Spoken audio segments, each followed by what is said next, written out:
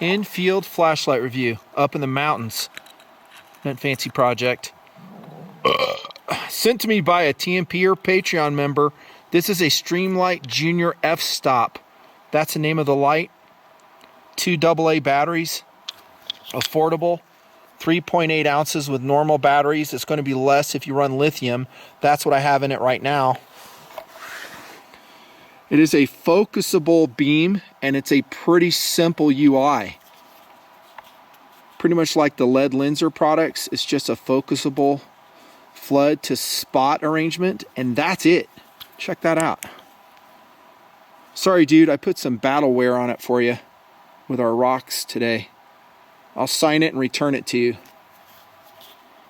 Not digging the clip so much. It's a high carry clip. It's not reversed like the S20 that I'm running right now. So this is my headlamp for the night.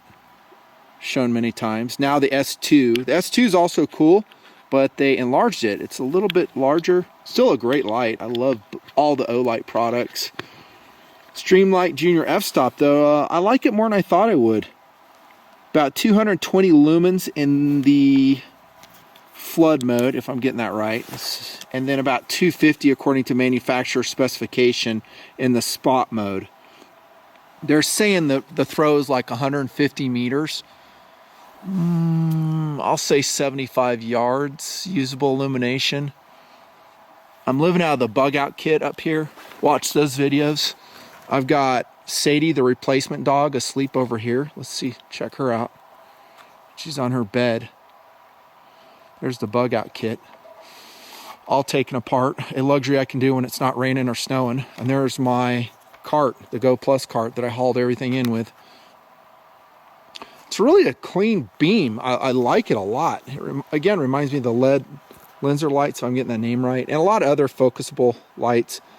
Smooth beam, and it has a really nice positive head on it. So unlike some other lights like that, it seems like it holds its position. So if you want to maybe go to that position right there, it holds it.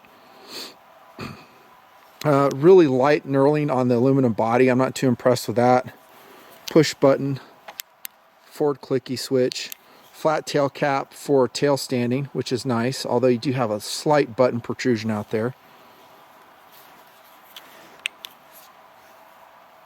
Magnified LED, just like we've seen in these other products similar to this one. IPX4 water resistance, which is about 1 meter if I remember right. Let's go over here and check it out. So I'm going to sign it again, dude, and I'll get it back to you. Maybe throw something else in there. Sadie, you stay.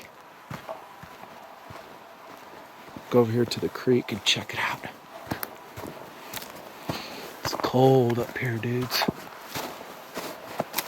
Cold.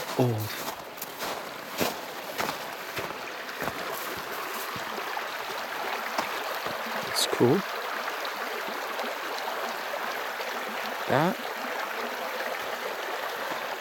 So let's throw it on that tree over there and see how it illuminates it. The Sony camera does a great job picking it up at night. I'm not in night shot. That's doing pretty good. That's about a 75-yard throw right there on that far tree. Not that one, but that one right there.